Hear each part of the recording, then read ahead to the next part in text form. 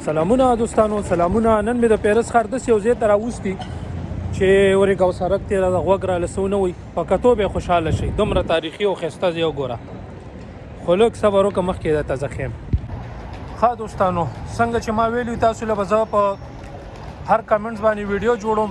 تاسو چې هر څه ویل غواړئ زه له هغې به ویډیو جوړوم، ځای به هم ګورئ او ګپ شپ به هم لږ ګورئ. ډېر غټ تاریخي ځای دی. ښه څلورو سړکونو ترمنځه پخوا خو به سړک مرک نه و، خیر یو ډاګې ماګې ګلاشې جوړ کړی او د کمې زمانې دی. ښه کم از کم 300-400 کالو خو به یې براله تاسو لږ نظر پکې راکړئ چې څومره زوړ ځای وي.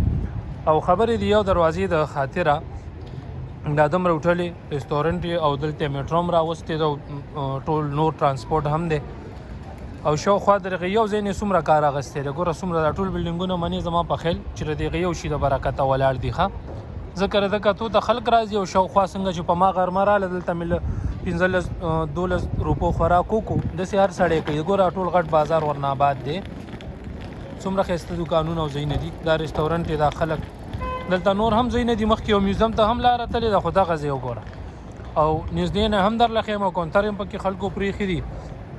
نو دغه ځای لږ داسې یو سایډ له یو خوار ځای کې دی، که چېرته سم ځای کې وی دا بیا ډېر نور هم ښایسته ساتلی وی که نه.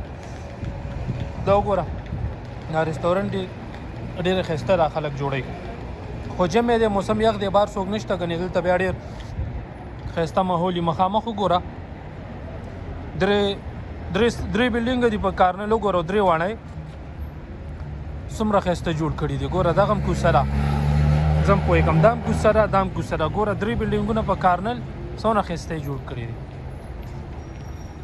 دا خبرې اترې دي. مخامخ وګوره هغه ځای ته. ښه واه، او دی په پلن دمره دی او بیا نور غټ خو وخوانه تاسو ولیدو چې څومره دی. ګوره دغه شیان میانې ورته لګولي چې څوک ورسره ګاډی ونه دروي او ګاډي سره ونه لګي، دا خراب نشي، ګاډی خراب نشي. دغه ته ګوره دا موږي لګولي دي. نو ظالم بچي دي، هر شي د ډېر خیال ساتي. پوه داسې ورو ورو به ځمه دغه بازار او دا ځای به هم درته وښیم.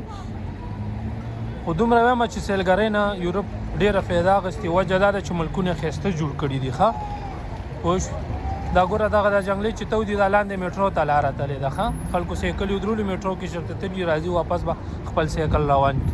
نور دوکانونه حساب کتاب وګوره، ګر چاپېره بلډینګونه خیال دې شته. واه دا وګوره سړکونو منځ کې دا شی جوړ کړی دی. ښه بس دا خبرې اترې دي. نو زه هم خوښ شوي، خپل نظر را سره کمنټس کې شریک کړئ. لوی الله په امان.